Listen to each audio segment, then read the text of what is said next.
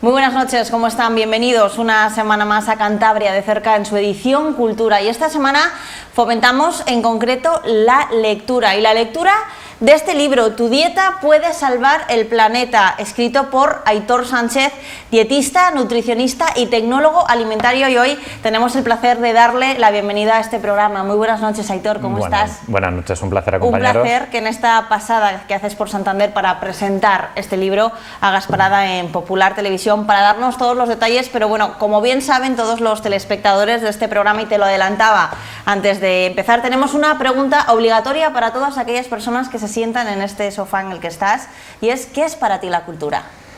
Pues para mí la cultura, y creo que también para todas las personas que, por ejemplo, en este caso estamos en ciencia, creo que es la parte que conforma al ser humano y nos termina y nos completa. Es decir, es esta parte que no necesariamente tiene una finalidad utilitarista, pero tiene una finalidad de completarnos como seres, de completarnos como seres sociales.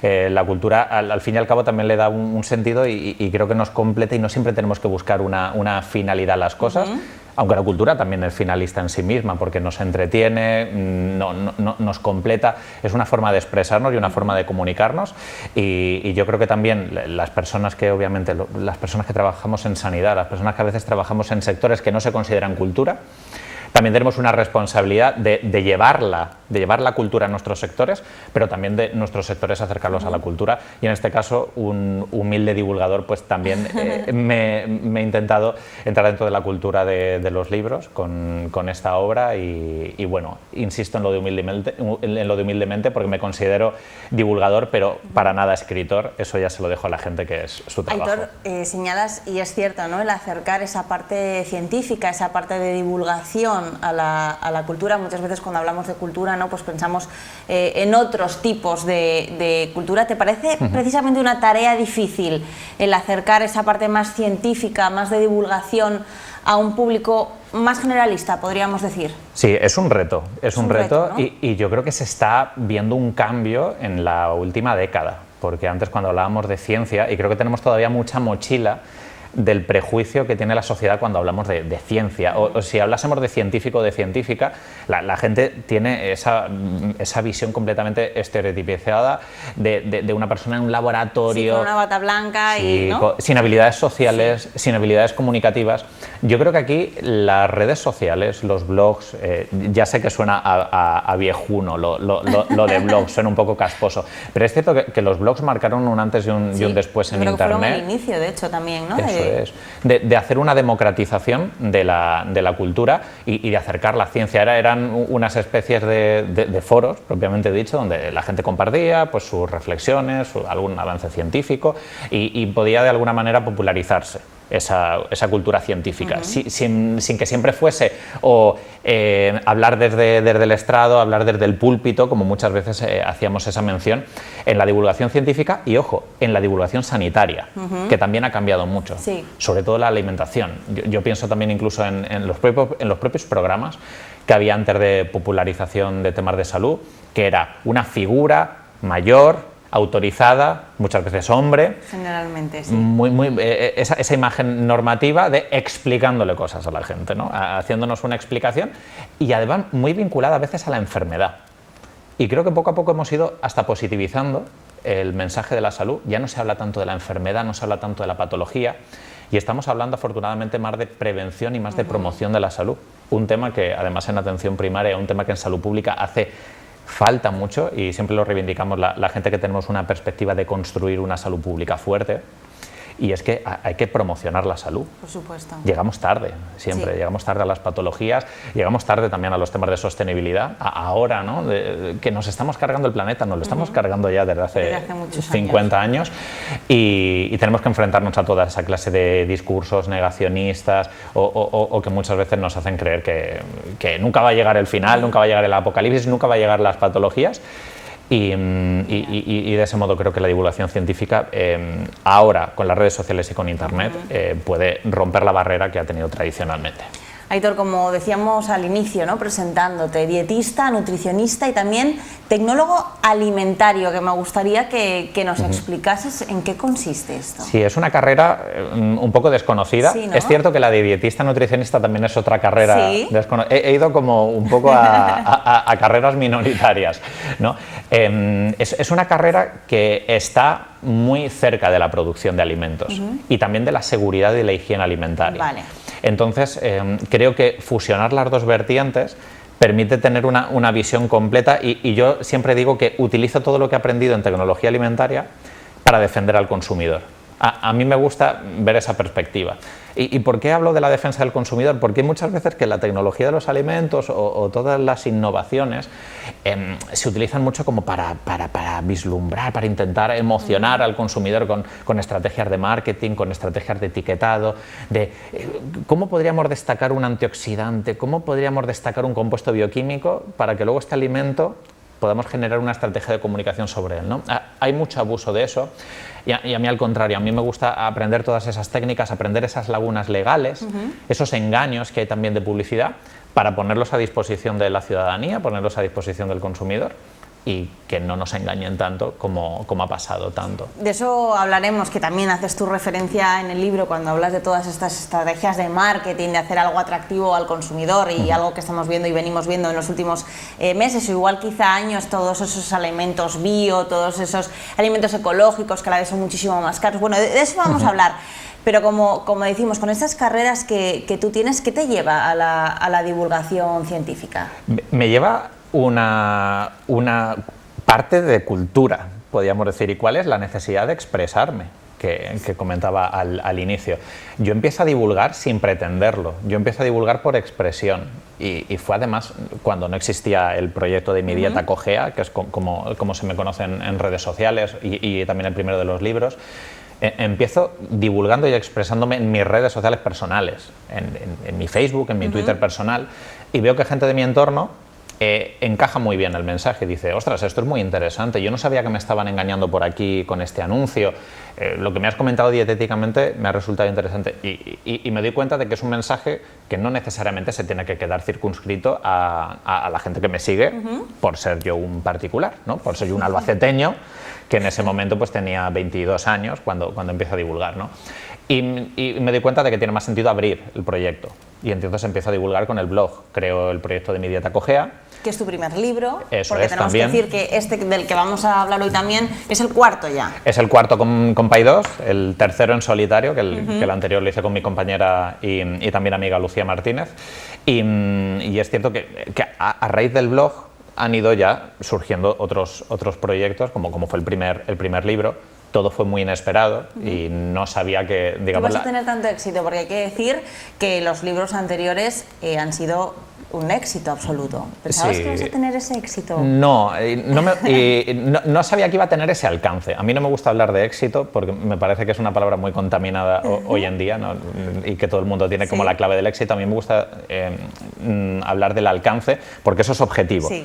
Es decir, bueno, pues ha tenido un alcance magnífico. Eso es. Y creo que, bueno, para nada me lo esperaba y creo que de alguna forma se ha debido a contar cosas de una manera directa, de una manera... Fácil para los lectores, para mi gusto. Eso es, lo he intentado hacer de ese modo, pero compatible con la rigurosidad. Parece que hay dos extremos en comunicación. O lo haces riguroso y pomposo, y muchas veces poco accesible, o lo haces muy superficial y muy al alcance de todo el mundo.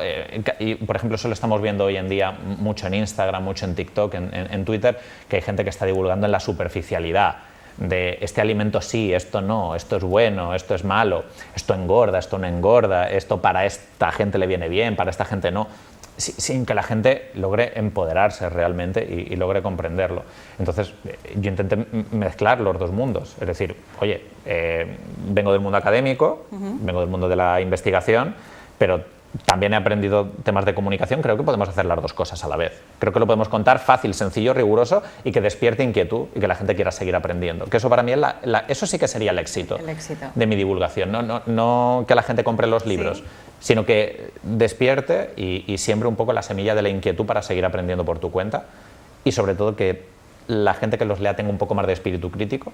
Eso yo creo es la mayor ambición que podemos tener como divulgadores científicos actualmente, que la gente quiera seguir aprendiendo. Aitor, tu dieta puede salvar el planeta, un título que nos dice mucho, un título muy directo que nos hace reflexionar. A grandes rasgos, porque vamos a ir desgranando algunos de esos capítulos, podríamos decir, ¿qué se va a encontrar todo aquel que compre este libro? ¿Qué nos vamos a encontrar? Lo que nos vamos a encontrar es un libro, yo creo que lleno de sorpresas. Sí.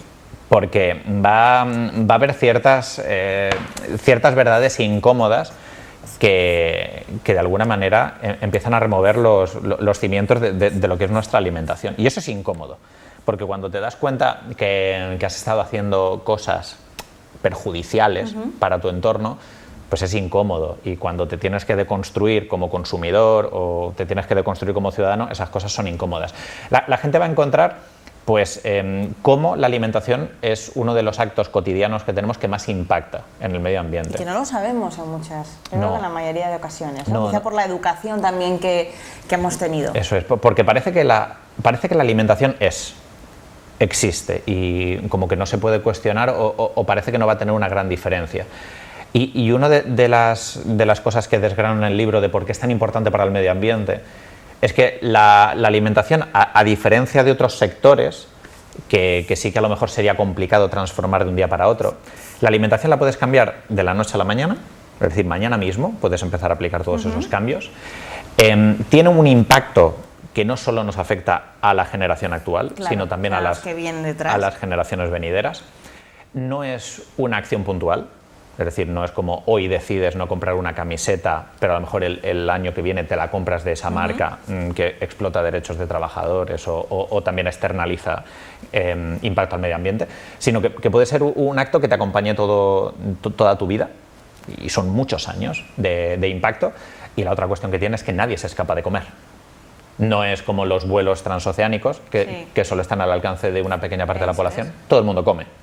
Todo el mundo come, e incluso hasta una persona comiendo humildemente puede tener un gran impacto en el medio ambiente.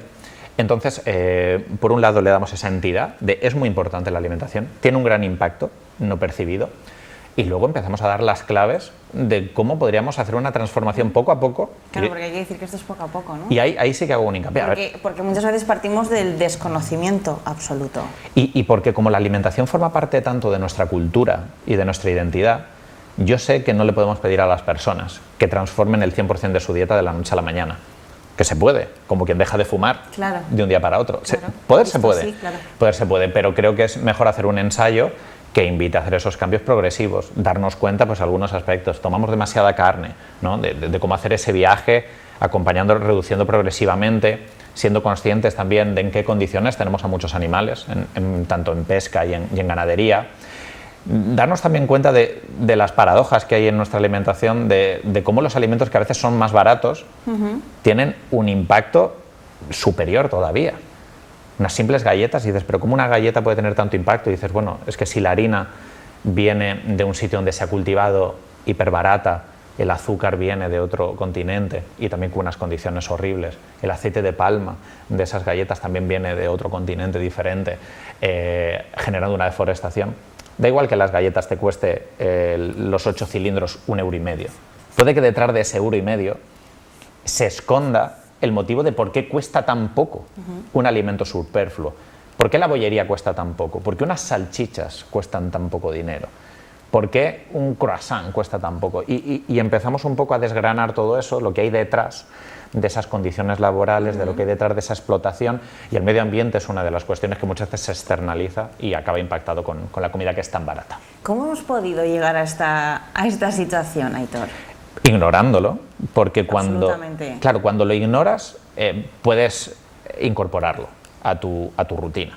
Si fuese tan evidente, nos haría incomodar mucho más. Y esto pasa con muchas cuestiones de nuestro día a día, no solo con la contaminación. ¿Por qué hay algunos mares o algunos ecosistemas que han sido destruidos o que han llegado a situaciones irreversibles y no hacemos nada? Porque están lejos, porque no lo estamos viendo día a día. A veces incluso porque hemos perdido sensibilidad ante ello. Esto pasa con el tema del hambre y de las crisis humanitarias. Hay una parte de que ya nos hemos desensibilizado a ciertas imágenes de gente necesitada, o cuando estamos paseando en la calle y vemos a una persona que está durmiendo en un cajero.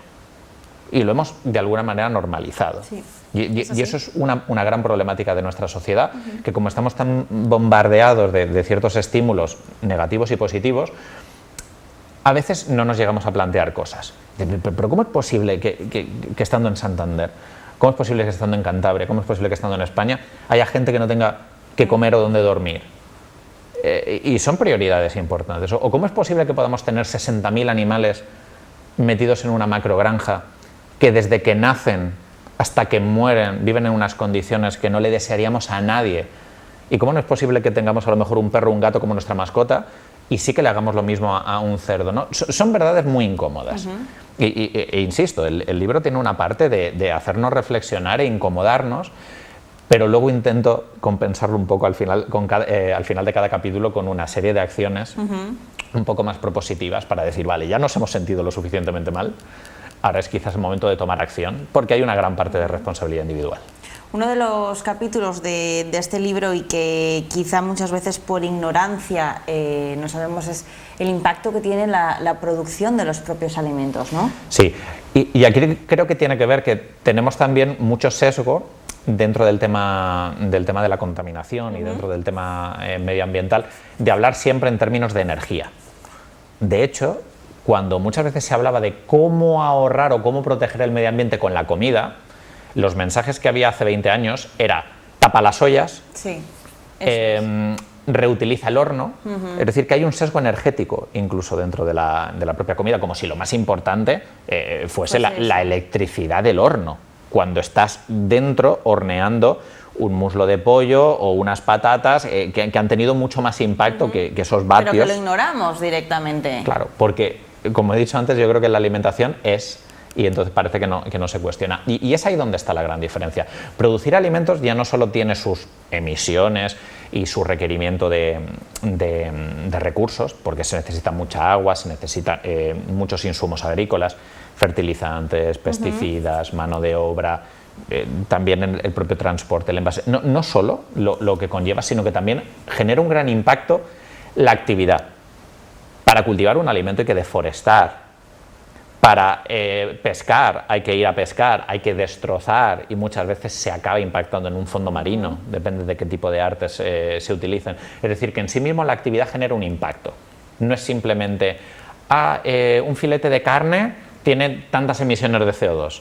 Bueno, tiene esas emisiones de CO2 y se ha deforestado un bosque subtropical en Brasil para poder cultivar soja, para esa soja dársela en un pienso a un cerdo, para ese cerdo criarlo en una macrogranja, en Soria, por ejemplo, o en Albacete o en Murcia, para luego matarlo en condiciones de vida horrible, distribuirlo en un supermercado con envases llenos de plástico, calentarlo en nuestra casa, y a veces incluso tiramos parte de esa comida. De hecho, tú también hablas del desperdicio de alimentos en este libro. Eso es decir, hay una concatenación muy grande, y eso hace que la alimentación, cuando sumas todos los factores, el impacto de la actividad y toda la cadena de distribución, desde la producción de alimentos hasta la gestión del residuo. La gestión del residuo, te das cuenta de que tiene un gran impacto. Es la actividad humana que genera más impacto, y como he dicho antes, que como afecta a todo el mundo, hay una gran posibilidad de cambio.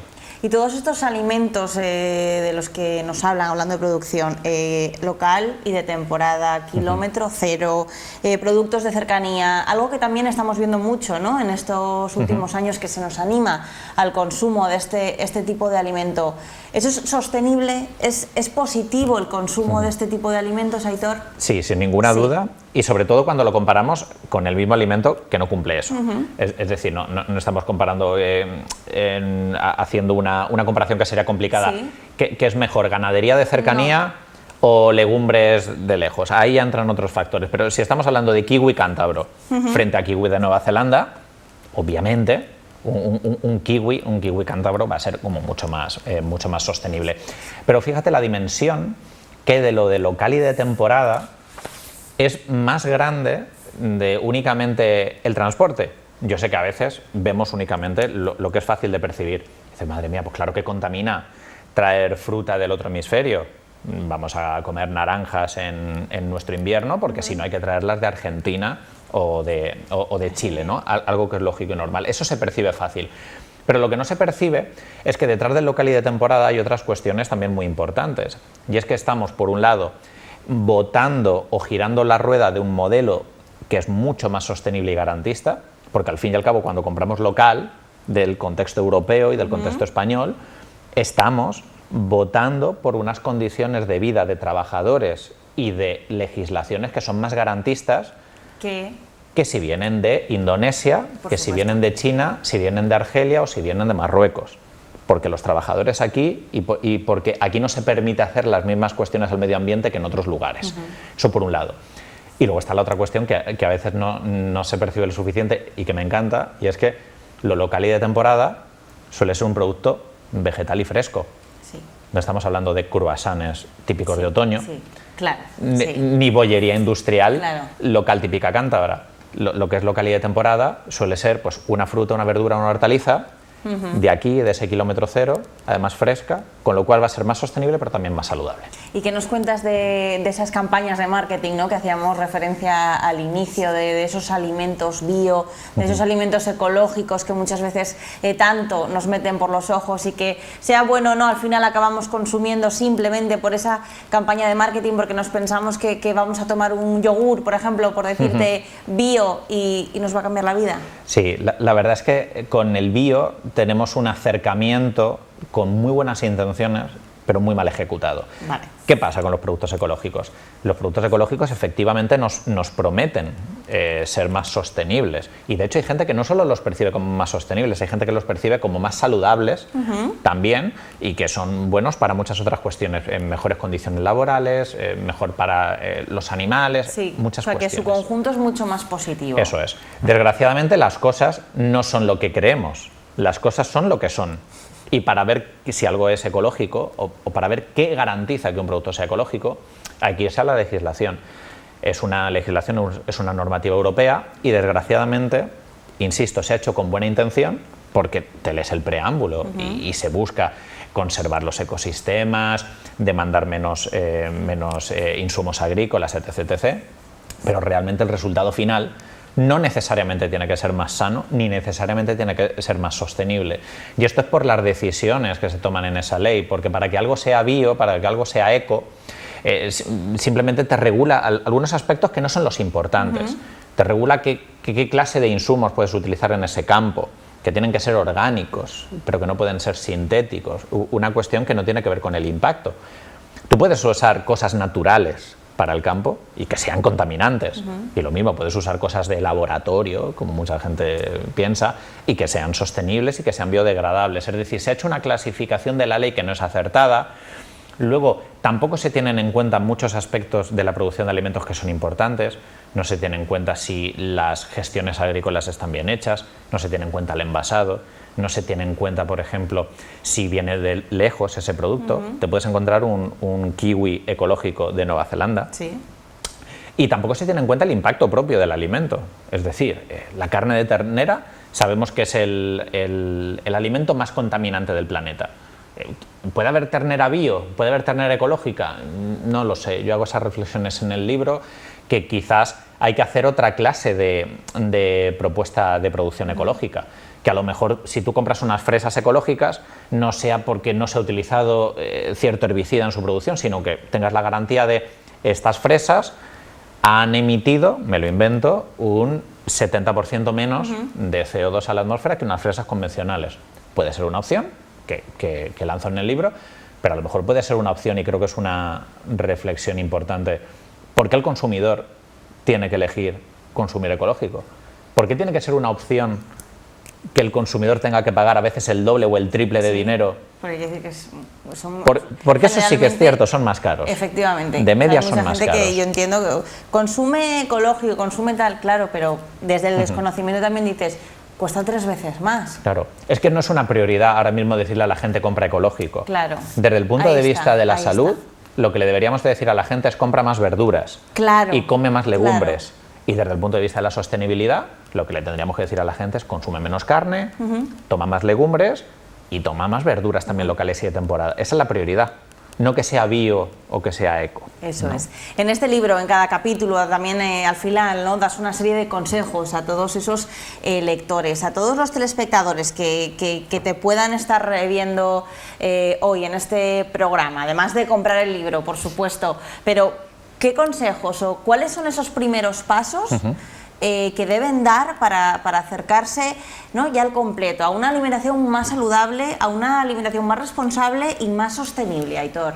Aquí... Que tú me imagino que lo lleves adelante, además, ¿no?, en tu propia alimentación. Sí, eso ya, porque además quiero ser consecuente, que luego también está el caso, hay gente que hace ensayos de salud o ensayos de medio ambiente y no tiene por qué aplicarlos a su día a día. Yo intento cada día llevar una alimentación más sostenible, más justa y también más saludable, pero por simple coherencia con el mensaje y porque es lo que quiero también para el futuro del ser humano, si queda planeta. Hay una buena noticia, y es que tanto una alimentación saludable como una alimentación sostenible son completamente compatibles, pero a veces coincidentes en un 95% de las cuestiones. Entonces, hay un cambio en la alimentación que es el que más tendría impacto, y es el de la elección de nuestra proteína. ¿Por qué? Dentro de nuestra comida hay sustituciones que son más o menos irrelevantes. Que tomes berenjena o calabacín es irrelevante, que tomes mandarinas o ciruelas es irrelevante.